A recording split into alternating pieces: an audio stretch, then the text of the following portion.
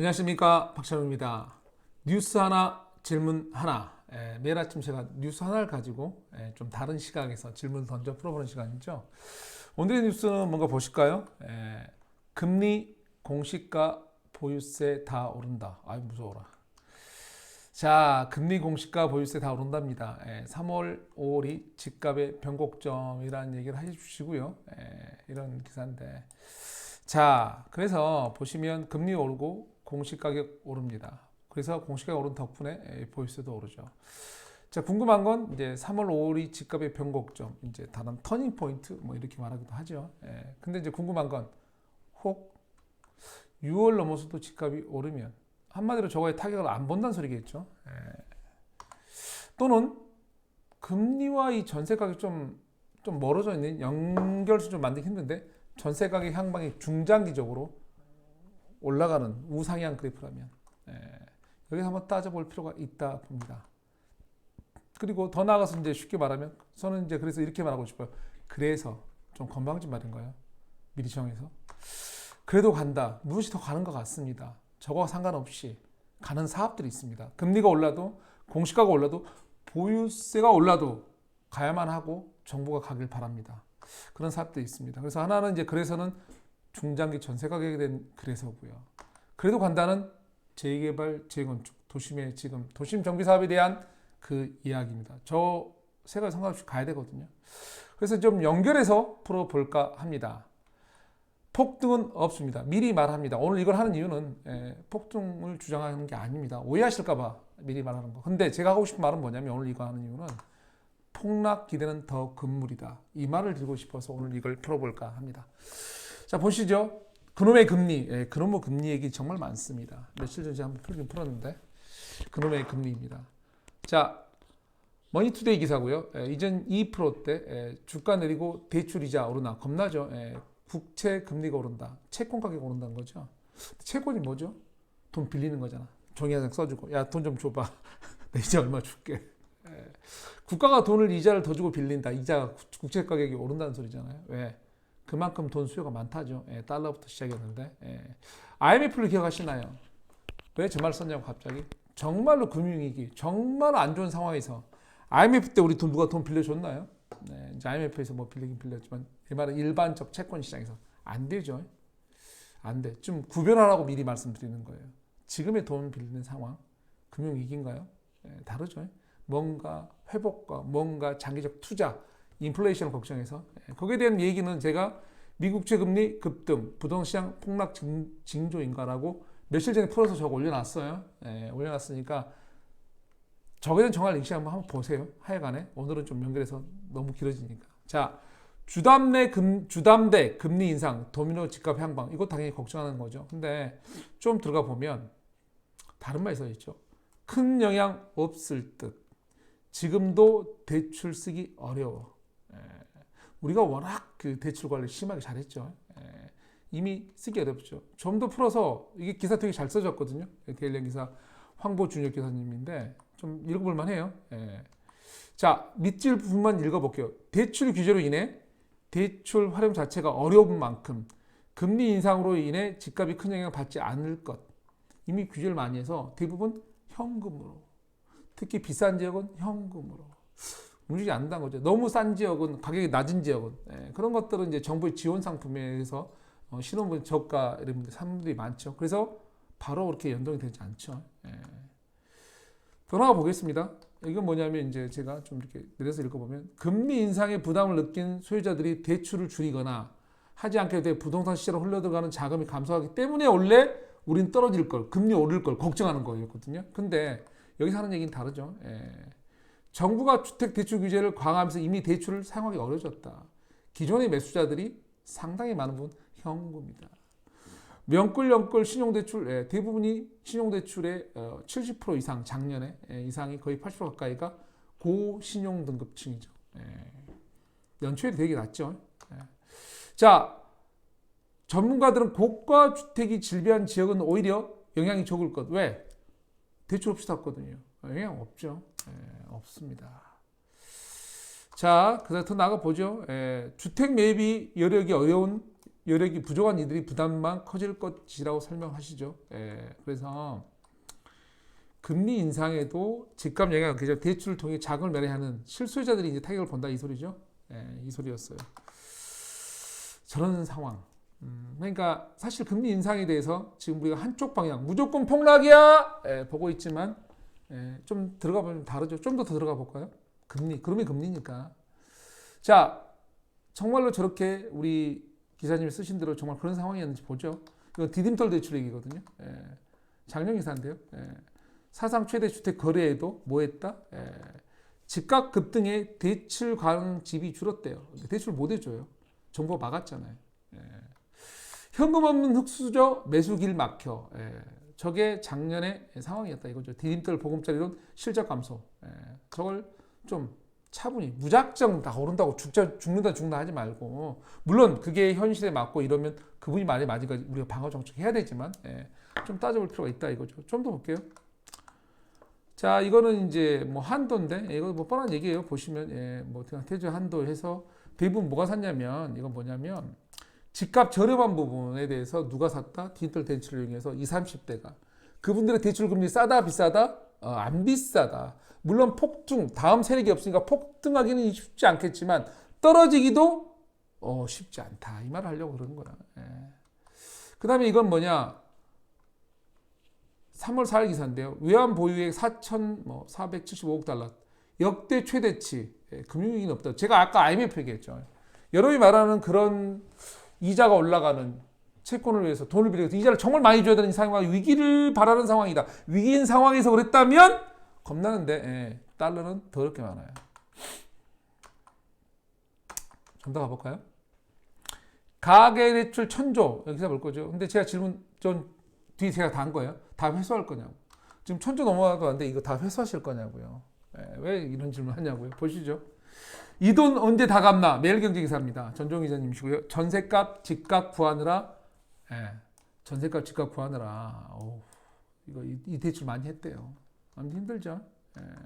좀 보시면 이사철 맞아 전세금 수요 증가. 예, 대출 상당수가 전세금 대출. 요즘에 왜 아냐고요? 정부 다 알아요. 요즘에 대출하면 그 목록 수요 다 쓰잖아. 요즘에 통장 하나 만들기도 힘든데. 대출할 때 어디다 쓰실 거예요? 물어보시죠. 예. 코로나 자영업자 대출 지원해줬죠? 예, 당연히 나오죠. 예.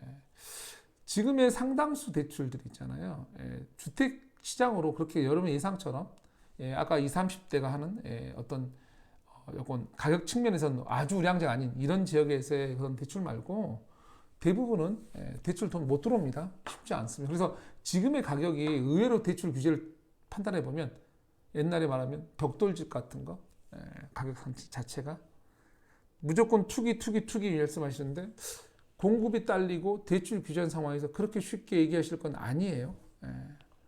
자, 전세금 대출 금리 오르면 회수할 거냐고요. 이건 무슨 말이냐면 우리가 투기 아니잖아. 전세자금 대출은. 자, 금리 오르면 회수하실 거예요, 은행에서. 그러면 안 되는 거죠. 회수 안 되겠죠. 자영업 금리 올라 망하면 금리가 너무 부담돼서 자영업 우리가 코로나 때문에 대출이 들었는데 금리 막 올려요? 오른다고? 자, 그럼 망한다 칠게요. 자, 그러면 임대수요가 줄어드나요? 그분들 때문에? 늘어나나요? 내가 장사를 하다가 망했어요. 그러면 내가 집을 줄여서 가야 되잖아요. 뭐 우리가 보험도 깨고 차 팔고 다 하는데 자, 임대수요가 늘어나요? 매매수요가 늘어나요? 예, 임대수요가 늘겠죠. 예, 전월세 수요가 늘겠죠. 예. 금리 오르면 전세 하락하나요? 예, 이것도 궁금해요. 금리 올라서 전세를 우리나라 전세 특이 제도가 있거든요. 그거 무시하면 안 되거든요. 금리 오르면 전세 하락하냐고요. 예, 제가 궁금해서 물어보는 거예요. 그걸 한번 따져보실 때가 됐죠, 이제. 예, 관계없죠. 예. 금리 오르면 오히려 정말 우리가 감당 못할 정도의 금리, 감당할 정도의 금리면 상관이 없는데 시장이 감당 못할 정도의 금리면 예, 임대 갈 사람 많고요. 집 줄여서 가죠, 다.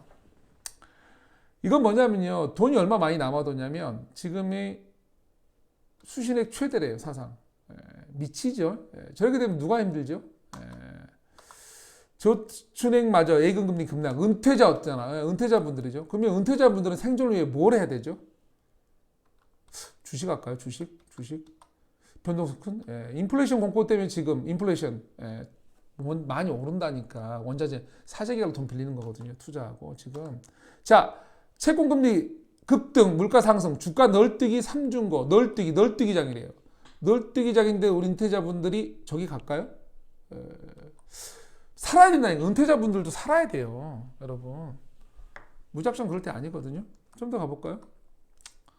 그랬더니 이제 안정시킨다고 FOMC 국채 매입 전망 기사를 때렸죠. 그리고 실제로 이제 슈퍼볼 통과했죠. 그랬더니 이제 국채금리 하락하고 이거 11일 기사예요. 11일. 11일 기사거든요. 다상 최고 마감 이런 상태로 진정을 시키고 있죠. 근데 어쨌든 간에 이제 진정은 됐지만 제가 이걸 왜 보여드리냐면 지금 상황에서 가계대출 다시 한번 물어볼게요. 회수하냐고요. 저거 무조건 회수하는 게 아니거든요. 나간 목적도 봐야 되고. 그래서 이제 말한 거고요. 넘어가고. 자, 이건 뭐냐면 마지막이구나. 공시지가 보유세 이익이 나왔잖아요. 우리가 공시지가 보유세 올라가면 부담되죠. 맞잖아 이거는. 공시지가 상승이 보유세 상승 이걸 얘기하시는 거고. 근데 찐 부자들은 상관없고 좋을 수도. 이게 무슨 소리일까요? 찐 부자들. 우리가 진짜 부자는 뭐 주택 수십 채보다는 사실 건물, 빌딩 또는 이제 토지 엄청난 그거 보유세 별 타격 없어요. 올랐나요? 그게 많이? 별 타격 없습니다. 아주 많이 어마어마하게 진짜로 뭐 옛날 같으면 시골에서 걸어다닐 때 내 땅 아닌 땅 없다고 밟을 때 이런 정도 아니면 보유세가 많이 타격 없습니다. 그래서 주택에 대한 보유세가 항상한 거지. 그래서 타격 없고요. 오히려 그러게 되면 그분들한테는 건물, 토지, 공시지가 올랐으니까 담보료 그죠. 토지가 보통 대출해 줄 때 공시지가 기준에서 이제 잡아서 감정가 나오고 이러거든요. 그럴 때 이제 이렇게 올라가면 담보력이 올라가겠죠. 그러면 이제 그런 자금 유동 능력이 커지겠죠. 비상시에. 매매가는 어떻게 될까요? 그런 상황에 공시가 올라가면 매매가는 건물이나 이런 거. 한번 생각해 보세요. 제가 말 안 할게요.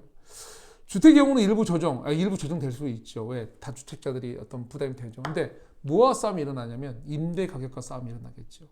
임대가 받쳐준다면. 사실은 작년에 이제 안 팔았던 분들이 뭐냐면 전세가 폭등하면서였거든요. 정부 정책이 희석되어 버린 이유가 임대 가격이 너무 전세가 뛰어버리니까 요즘에 이제 일부 공급 좀 있거나 이사철 끝나서 약간 조정을 내려오죠. 왜? 이동을 안 차려요. 무서워서. 우선 전세도 좀 이동하는 사람 많아야 되는데 무서워서 좀만이라도 올리다가니까 겁나서 다 우리 뭐 했죠? 갱신권 사용. 거의 뭐 70% 이상. 임대가 향방이 중요해요. 좀 더 보겠습니다. 그러면 중장기 전월세 가격 향방이 어떠냐 이걸 따져볼 게 뭐냐. 우선은 이제 저 같은 경우 이제 이런 기사들 이거는 뭐 이제 한번 따져볼 기사니까 한번 읽어보세요. 찾아서 뻔한 거니까 넘어가고. 자, 3기 신도시 이사 대책의 표류. 만약에 이게 이제 지금 어떻게 될지 모르죠. 정말 취소하거나 이러면 우선 공급은 악화되겠죠. 장기적으로. 갈 집이 없는 거죠. 지금 서울 주택 공급률이 100%가 안 되죠. 100%가 중요한 것도 아니고 사실 맞는 주택이 필요한데 어쨌든 간에 우선 100%가 안 돼요. 사실은 이게 이사 갈 집까지 가면 한 105% 내외야 되고 더 중요한 건 사이즈별로 가야 되니까 105% 돼도 집이 부족할 수 있는 지역이 있는데 그건 이제 나중에 나중에 얘기 치고 우선은 공급이 악화될 거예요. 주택 보급률이 충분치 않은 상황에서. 자, 이사 대책 원활해도 원래 멸실이 먼저였죠. 도심권 얘기하는 거예요. 신도시 말고. 먼저 부시고 왔잖아요. 그래서 이제 이 임차인들이 멀리 못 가죠. 그래서 전세 일부 지역에 폭등을 부를 수 있었는데 문제는 지금 상황이 어떻게 되냐면 신도시 공급이 없다. 그러면 공급의 대안처, 도심의 정비사업, 재개발, 재건축, 리모델링. 근데 리모델링이나 재건축이나 기타 뭐 이런 것들이 이 공급량이 추가 공급량이 엄청난 것도 아니죠. 한계가 있죠. 조합원 빼고 일반 분양이니까. 뭔가 저기다 뭘 주지 않으면 저기 막히면 공급량이 극도로 줄어들겠죠. 속도전환한다고 지금 난리들이죠. 왜? 지금이 기회로 봤죠. 지금 요 며칠 사이에 조합들 지금 난리 아니에요. 한번 확인하시면. 자, 그 다음에 이제 보시면 이제 기사들 잠깐 보여드리려고 요즘 며칠 썼는데 이거는 이제 뭐 근데 서울 전체적으로 재개발 속도전이에요. 지금 송파, 목동 아래 나오죠. 내용 나오는데 많아요. 지금 여기저기 뭐 저기 뭐 하계 쪽도 많이 가고 여기는 이제 리모델링인데요. 분당도 시작했죠. 한솔마을. 근데 여기 보시면 8곳 조합인가 40여 곳 추진이 구성. 많죠. 용인 지역도. 수도권 전체 지역을 말하는 거예요. 제 말은. 많아요. 지금 수도권 전체적으로도. 일기 신도시도 다 대기 중이고. 전월세 갱신률 70% 넘김. 저거 되게 무서운 얘기예요. 이거. 넘겼다는 게. 왜냐면요. 지금 저것 때문에 여러분이 이제 그나마 안정화돼 약간 오른 거죠. 팍 올랐다가 근데 1년, 2년 뒤에는 그때가 언제냐면 22년 가을부터거든요. 70%가 이동해야 돼요. 과거엔 그런 이동일이 없죠. 왜? 그렇게 오를 일도 없었고. 근데 이제는 한번 보호를 받았잖아요. 어쨌든 간에 예전 전세 가격보다 지금 조정이 또 내도 많이 내는 게 아니에요. 대부분이 옛날보다 많이 뛰었어요. 50% 이상. 자, 내년 가을에 저 나와야 돼요. 근데 우리냥 만약 우리가 멸실까지 겹친다면 살벌하죠. 살벌해요. 자, 노후주택 멸실, 주택 재고 부족, 금리 상승은 있잖아. 이 세 가지를 묶어버리잖아요.